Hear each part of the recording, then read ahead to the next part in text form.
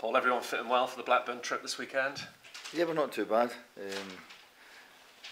from the squad from last weekend. So yeah, we're not in bad shape. How's James Collins recovered? He was dead on his feet for understandable reasons towards the end last week. He's fine. We just managed him through this week, and I think he was outstanding last week. I think that was apparent for everybody to see.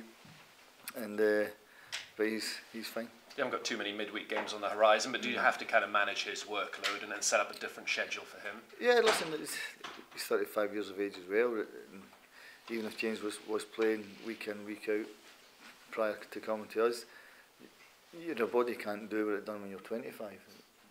That's just the human nature of football. So you manage him, and he knows how to manage himself as well, which is important. I was going to say that you must trust a player of that age with that experience to know his own body. Yeah, no, I think you've got to do that in management. You've got to know what makes them tick and what doesn't. And James is a really experienced player who's played at the highest level for most of his career, so I don't have a problem with that. Great to see Emmy involved in the 18 last week. Is the ideal plan to kind of drip feed him back into first team action?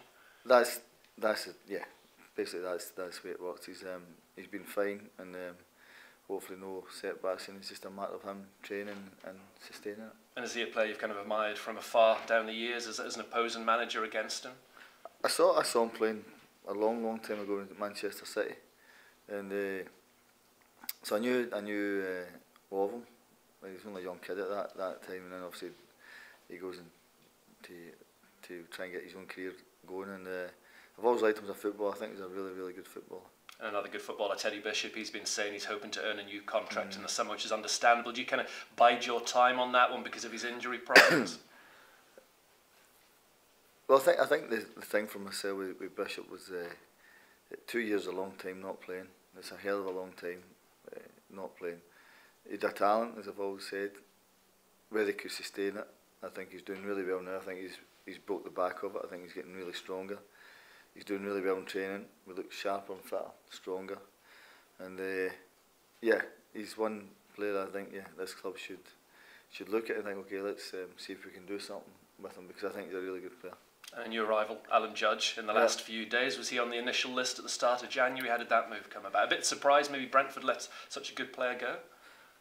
Well, Brentford will have their own way of doing things. I think when Alan came available, or we spoke about it, I thought, yeah, this is one we could maybe look at and pursue. I think he's a really good player again, a lad that's not had many games, but he's a little bit fitter than the other guys.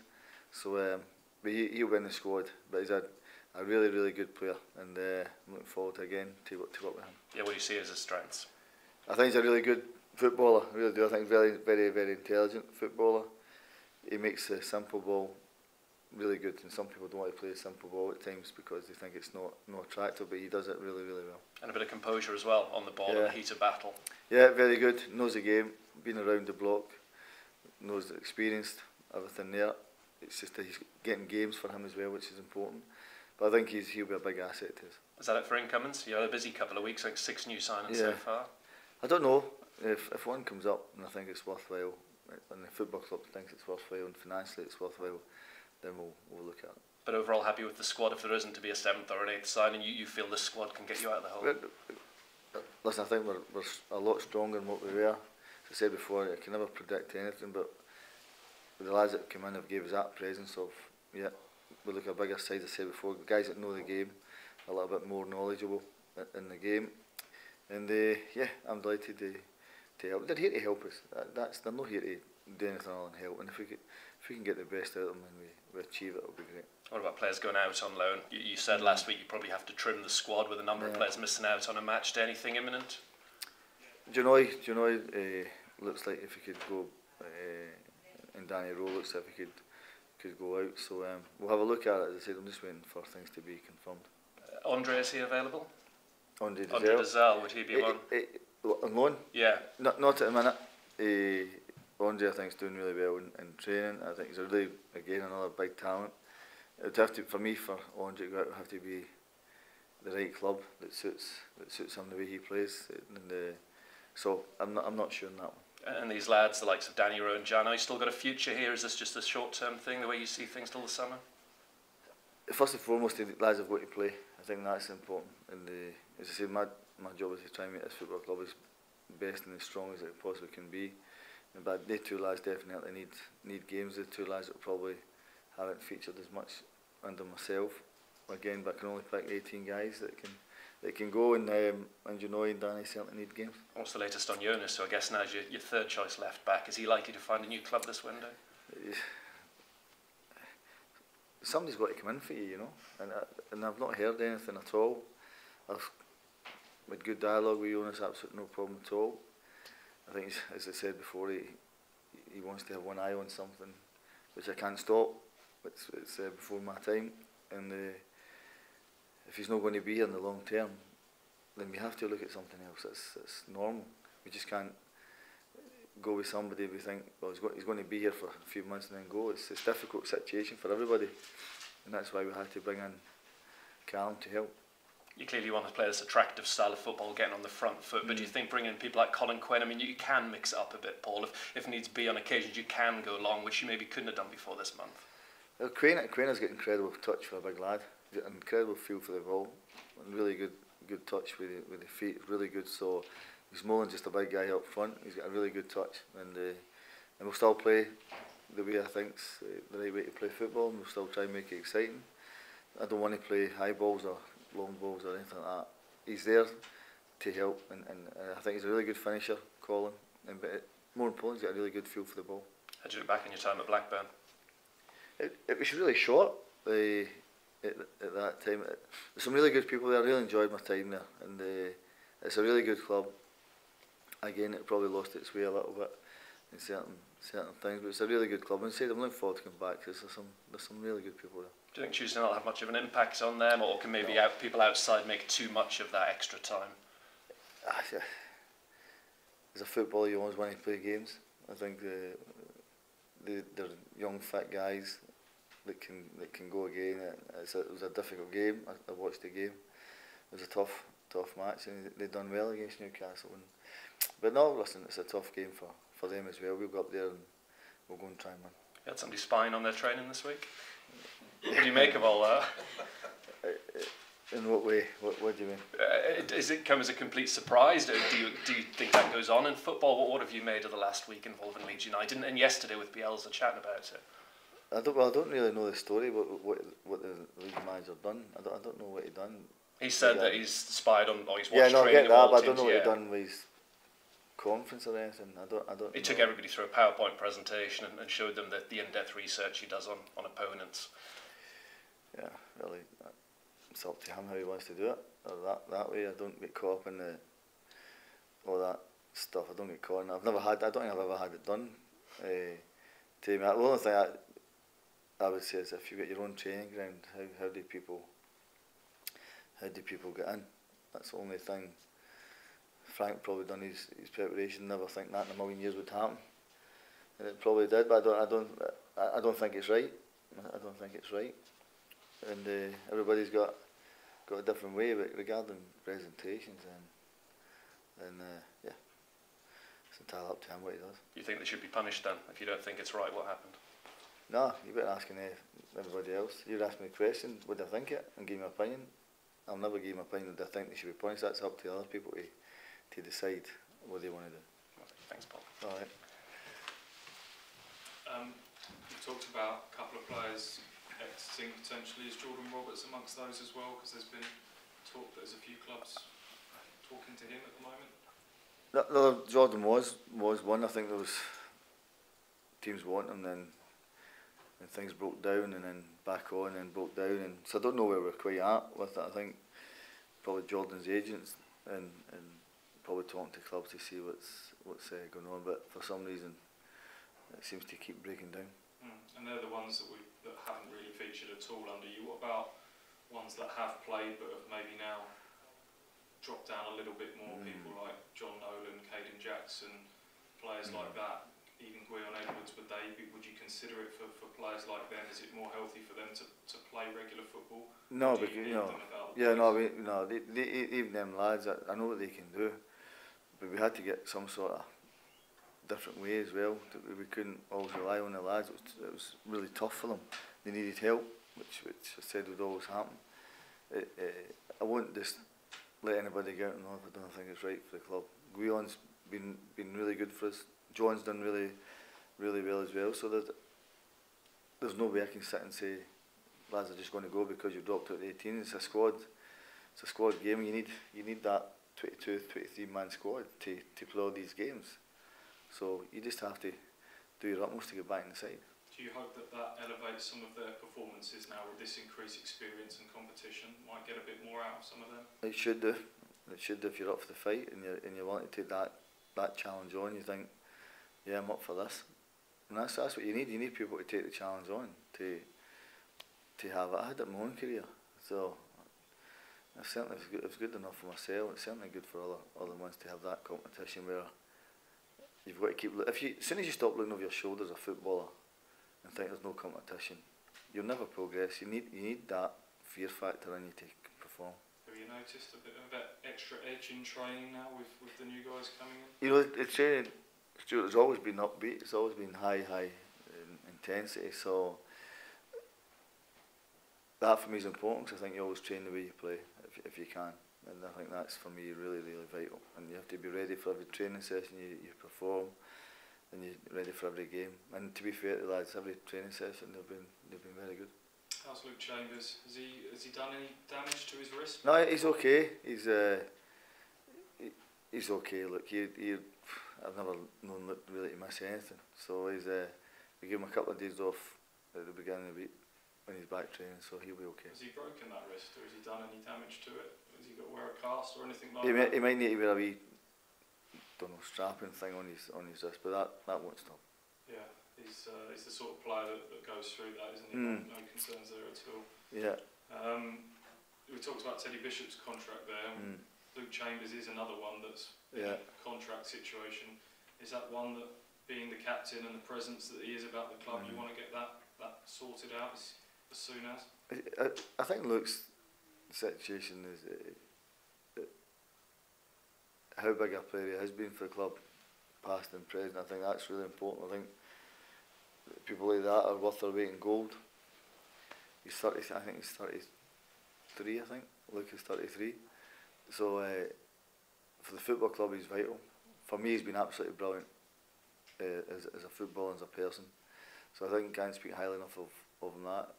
I'm pretty sure the club will sort something out with him. We'd already spoke about it a few weeks ago. He knows my feelings on it and what I think. But he's been absolutely terrific for us, and I can't ask any more as a lad running about the place and the way he has conducted himself, first class. And I think he's great for the football club. Even after football, I think he's a great role model for kids. So is that in the owner's hands now? That's kind of you've said. Me and Marcus have had the discussion on it, and I think Marcus also knows my take on it as well. And it's not, as I said before, it's not just for the football club. It's everywhere else around the town. I think he's important.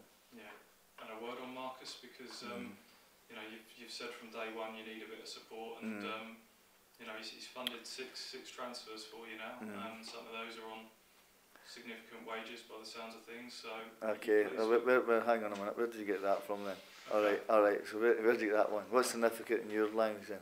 Well, okay. Well, are you telling me that they're not? No, you asked me. This is a bit of praise for the club. Yeah, in terms of showing yeah. A bit of ambition. No, but I want to know what's in your head. What figure? I heard Quainer was on something the best part of 20,000 in terms of picking up his wages. If you wanted to talk figures, but, and where did you hear that one from?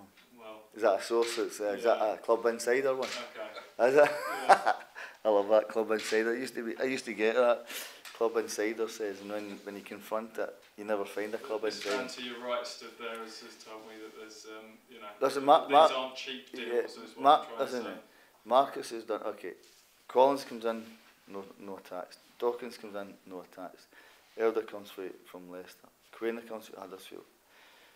Keane comes from Hull. And Judge comes from Brentford. All right. So there's two guys that's been unattacked, and everybody else comes in. The lads, Marcus has been absolutely brilliant with it. We've targeted a lot of players over this last few weeks. He's been really great with it, and I've got nothing. As I said before, I've got no ill feeling or anything with Marcus. He's always been really good. When we talk, a lot. He comes in a lot of times to see us, so there's no problem that way. As I said before, he's been great on everything. I don't want people to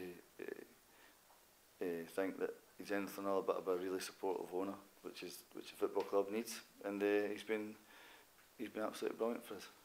Because other clubs wanted Quainer, other clubs wanted Judge. So, you know, you've had to do something to get them in, whether it's your powers of persuasion, whether it's Marcus's chequebook. As a club as a whole, you've done well to attract some of these players. Yeah, listen, ultimately you've got to talk to them, the manager, and see if they want to come. And you asked me a question weeks ago that the way the club was in the table, will you find it hard to people to come? That can go against you at certain times. It's up to us to try and persuade them to come. And all the lads have been, the lads that are here, they want to be here, which for me is absolutely 100% vital to the whole thing. So Marcus has backed you, but we shouldn't be going too overboard in terms of that. Well, I wouldn't turn around and put pressure on the guy and say he's give you players that are on 40s and 50,000s. That ain't going to happen. But everything we've asked of him, he's been absolutely brilliant. He really has. And whether it's 20, whether it's 10, whether it's 15, whether it's whatever it is, he's been brilliant with it. And he recognises where the club is. He's not a silly man. He knows exactly what's going on. And I'm delighted to work with him. He's been very good. Good. All right, I'll get your insider. Right? And Matthew Pennington at right back last week, is that the position you see him playing long term, or is that sort of horses for courses selection? No, I just think okay. I think Matty's one of his big attributes is on the ball. He's very, very good. Defensive, I thought he was really strong. I thought he won so many balls on the back post when it was coming toppers all the time. So Pennington's a really good footballer. I think he can adapt to most positions. And just seeing you talking out there with George Burley and Terry Butcher. Yeah. The manager you're facing on Saturday is another town legend, Terry. Yeah. Mogger. He might be someone who's invited in here or another situation a bit different. Yeah, no, Tony, I never played with Tony up at Celtic. I knew he was obviously up there and things like that. So, and I knew how well he'd done down here. So, and I've met him a couple of times in certain situations. Nice guy, no problem with that. And he's at a good club. Blackburn's a good club.